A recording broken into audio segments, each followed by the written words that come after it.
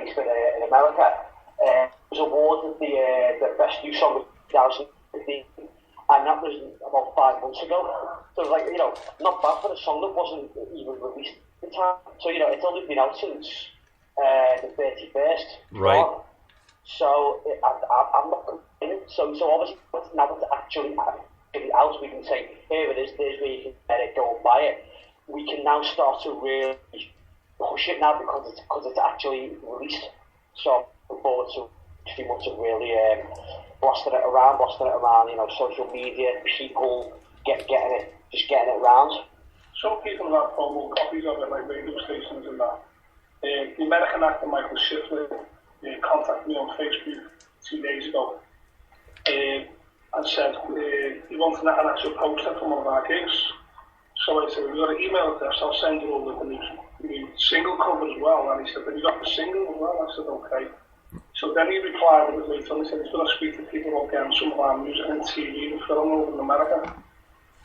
Oh, nice. Well, I remember, Colin, when you sent the song to me, I heard the song and the first thing I thought was, when can I play the song? Because I was very excited to put it on the air.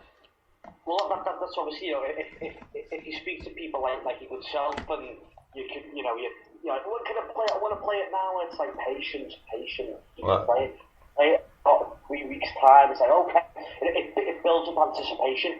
Because if you say, oh, just play it now, and obviously that would be before, at least it'd be like, well, okay, but say not just leave it for a little bit, and then you can play it when it's released. It leaves people on $10.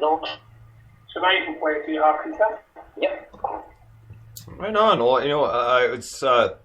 I played it. I believe it was last week or the week before on. No, it would have been last week on my Show Music Saturday, and the response was just unreal. The amount of people like on Twitter commenting, because usually like during each Music Saturday, there's people commenting on the songs that were going and just listeners and that sort of thing. And they were very impressed because a lot of them, just like I didn't remember the original song. I know I keep bringing Fine Line, but that was the very first song I heard by you guys.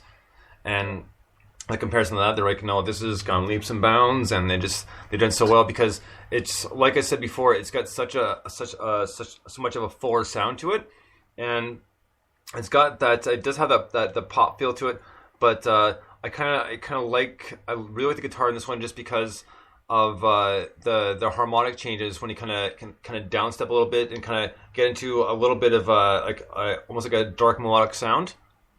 Yeah. If that makes sense. Yeah, totally.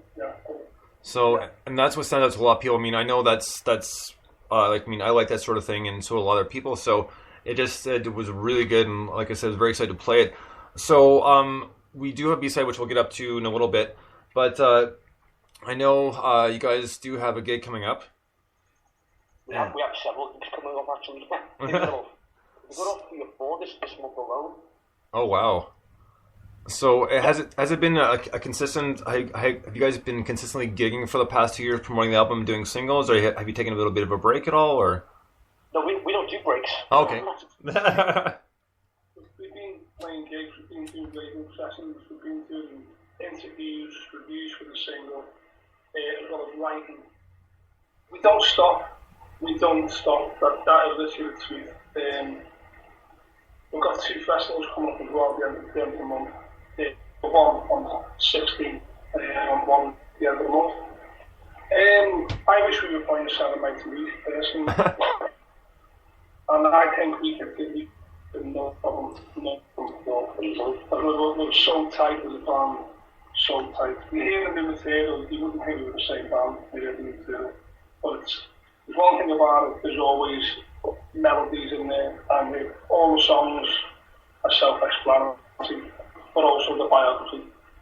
Right, but that's the way you want to be. I mean, the tighter you are as a band, the more and more people will recognize, especially from the beginning, from your loyal fans and your new fan base, from hearing the stuff and seeing you guys live.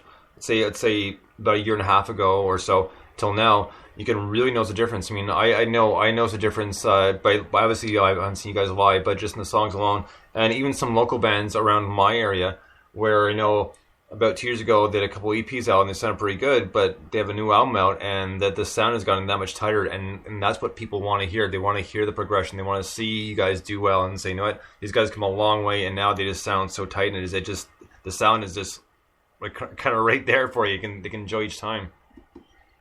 I mean, if we do another album, I mean, the next album will be totally rocked out. I mean, after that, we could do another album of like very, very like back at that influence, Carole King type of stuff and all that. We've got it there, we've got it there. So much material being written and still getting written as we speak. Right. So them songs can be done in whatever different versions you want them to be in. They can be done in rock, classical, hip hop. I could play all the songs on guitar and all the guitar melodies within the songs. So it's I tend to try and write like the Beatles did, writing all the melodies on guitar within the songs, and bass lines following guitar melodies and drum fills following the complementing vocals and stuff and all that. That's the way we write and think. Nice. The question I have for you too is just besides reading about it, how have you guys how have you guys enjoyed just the fact that the band keeps growing and growing, and that your distances are going further and you're getting such a good response? I mean, that's going to be a good feeling to know that we don't have fans just here in our hometown, but we have them across the board. I mean, that's got to be really something that gives you even more motivation to keep creating. I think, to be honest with you, I think we're probably the band in Liverpool that is really reaching out to across the pond, to be honest with you, because I don't see any of the bands in Liverpool going that, to be honest with you. It's Canada and stuff and that, and I don't see it, but it's exciting for us that people elsewhere, not just in our hometown, that get the music and the band and stuff. We had a really interesting to Canada, and the guy on the station said we were building a big following in Kingston, which I was very, very pleased to be interested. So I think, you've only got to hit one part and the rhythm of that going on, so we'll only take one song to do the rest. Right. Now, just that being said, just the evolution of the band in general in the past 2 years. Besides not having keyboards anymore, how and obviously, excuse me, you guys have been a lot tighter. How sorry, excuse me. How you guys found that things have gone? Meaning, you got tired as a band, but did it take losing the keyboard to happen, or was it just because you guys are constantly gigging and jamming together, it just became fuller and a fuller sound? Well, I don't think it was a disadvantage slimming down to a 4. In as far as I'm concerned, I think it was an advantage. I mean, and we didn't sort of stop and go, oh no, we best change our sound.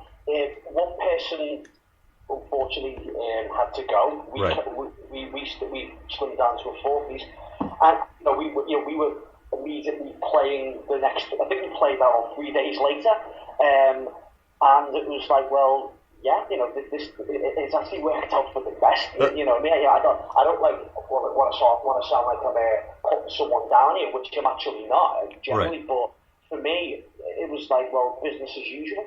It was just business as usual, and it was, to be honest, better. It was a lot better. There was a lot more room. I think obviously me and Joe and Paul and Chris, we worked together well. We worked together before, but person unfortunately had to leave the picture in order to really, really go, this is it, this is the right ingredients. Now this is settled, and it's just getting better and better. I mean, I wouldn't be doing it if I wasn't enjoying it, and I enjoy it immensely. So, we're changing all the time. Again, at the moment, we're going through this very, very heavy phase. I mean, one of the most recent new songs, I think we only played for the first time at our last gig a couple of weeks ago, is a song called Summer's Almost Coming, and that's, again, it's a heavy song. It's a slow, heavy song, but it's very, very heavy psychedelia. Okay. And so I thought, there's something that a nice little psychedelic song, and it's great. Paul on guitarist, we played this crazy swirling. He plays more like it's more like a soundscape that he plays more than an actual part. It's like someone's sort of painting and sort of it's like he does like all the little flickers on it. So he gives it a real interesting atmosphere with the sound, while Joe's playing like heavy guitar with effects on. It's almost like on that song there's like two guitars going off, but different things to performance. Right. You know, and I have to say that jumping back here a second, the fact that you guys all do get along, and sometimes, like, you're right, you have to switch things up. I mean, I'm glad that that it was just one of those things that you guys kind of came to realization that, you know what, maybe we need to do this and are stepping forward, because there's some people that won't take that step forward, even though they think it may be necessary. Oh yeah. And also the fact that you get along is really good, because you know you're not a prefab band here, no. And so if you didn't get along, you know, I'm not sure I would think, just because, I mean, there are going to be arguments here and there, and that's a given. But you know, you can't be a band and consistently butting heads, because it's never going to work. No, it's not. I mean, like, you know, if you've got a member of the band that basically not going with the band, you know, then like it's sort of not working out. You know, it's not working, and like, you know, when you're on the ball on the day, it's amazing. But like, it just got to a point in gigs where it's like, you know, what's going on and all that, and you know, so just like that's the chap of the band that's gone. And when we played a few days later, a lot of people said, like, to be honest with you, you sound a lot better. There's more than to breathe. It is, you know. So I think if anything, like, you know, pianos and stuff only, that's the recording. But I mean, there's some like songs we do live that Paul like guitars, he can take keyboard effects into his guitar effects. Same. You know, people can just hear them on stage, and listen to his guitar on a open track falling down. When we do that live, we take it down in the middle and we sort of jam around like the Doors used to do. And like, you know, you don't know what's going on and all that sort of thing. Build and stops. And he's hammering organ through his guitar and he breaks and stuff like that. So it's that type of thing. I mean, you know, initially, you know, songs, we've got to do the songs that come across live. That's it. Fair enough. You can't do it live, and the songs that come across, then, you know, you need to like start questioning, like, you should be writing with yourself as a band. Right. You know, sorry, I was just thinking about this, Colin, because you posted this, and I know we could talk about this forever, so we won't get too into it. But I when I saw the article on what Keith Richards said about Sgt. Pepper's, I couldn't believe it. Well, I if you notice that cycle underneath it, I put up it was a snippet from John Lennon's 1970 Rolling Stones interview, and what he says pretty much shuts up what Keith Richards said. I mean, he makes references about the fact that Mick Jagger was always jealous of the fact that he was never in the same league as the Beatles were, and to quote Lennon, he said some tarty things about the Beatles, and he said, you know, Lennon says, you know, he can knock the Beatles, but Mick Jagger can't. You know what I mean? That was in that case. You know what I mean? To say, you know, Sgt. Pepper was rubbish. I mean, I said that's ridiculous. You know, the Satanic Majesty's request was rubbish. I mean, again, that was just a complete like third-rate version of Sgt. Pepper. Anyway, if you look at the front cover, right. You know what I mean? That was that point where the Rolling Stones were just desperately trying to sort of go, oh, you know, the Beatles have done that. We must do something like that. Or now we've done this, then we must do that. And I think by about 1968, this one went to hell with it. Let's just, you know, put out Jumping Jack Frost. Let's just be ourselves again, which they did. And then, you know, they kind of to, you know, write some great songs into the 70s and beyond. So, right. You know, again, you know, Joe said before, you know, he's just publishing his book. He's just getting people to sort of say. He just needs a bit of promo because he's got to speak out and all that. Anything to, like, you know, spark interest and stuff and reaction from the public to say, you know, let's knock the fans. You know what I mean? It's like, say about Satanic Majesty's Request, it's just a rip-off of Sgt. Pepper. Yeah. And like, then, you know, the Punk Beggars Banquet out, it's just like, you know, like the White Album. Right. Like, whiting like beggars banquet. Then they let it bleed. They, come on, give it the ghost of you. You know what I mean? I'm not, the Stones can go too big. I'm not a massive fan of Stones. They go to amazing.